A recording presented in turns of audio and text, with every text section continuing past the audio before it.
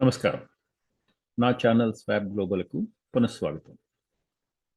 ఈ ఛానల్ మీకు నచ్చినట్టయితే like, share, subscribe then notifications కోసం గంట కొట్టండి.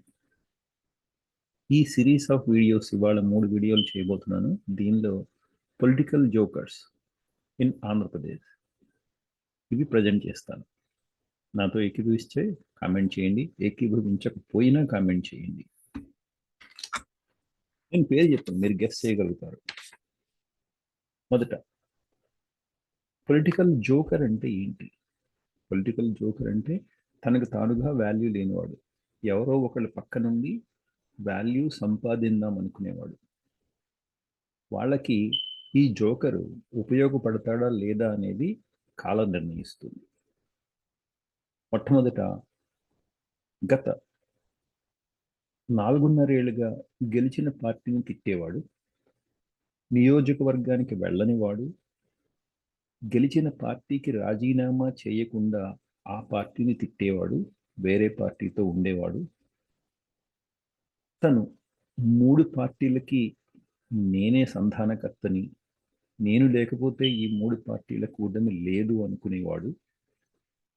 నాకు ఎవరైనా సరే, జనసేన కానీ, తెలుగుదేశం కానీ, బీజేపీ కానీ కళ్ళకద్దుకుని మొదటి సీటు నాకే ఇవ్వాలి అనుకునేవాడు. అహంకారం ఆభరణం అనుకునేవాడు. ప్రజల దగ్గరకు వెళ్ళనివాడు, ప్రజలకు ఏమేలు చేయనివాడు.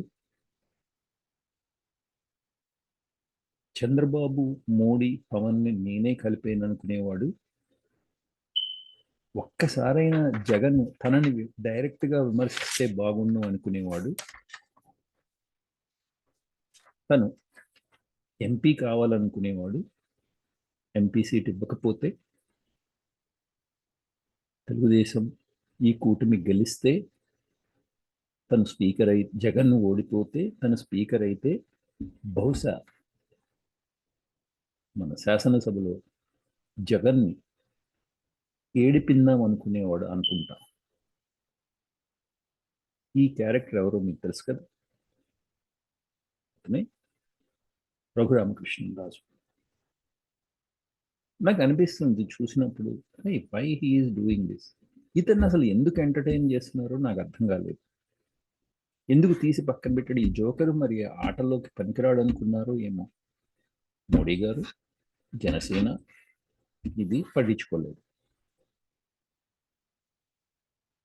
చేతిలో జోకర్ ముక్కుంటే అది వేరే సంగతి. చేతిలో లేదు, ఇప్పుడు కింద ఉంది. ఎక్కడుందో, పేక ముక్కల్లో ఎక్కడుందో తెలియదు. ఇతను ఉపయోగపడతాడా ఎవరికన్నా లేదా? ఈ ఎలక్షన్లు అయ్యే వరకు చూద్దాం.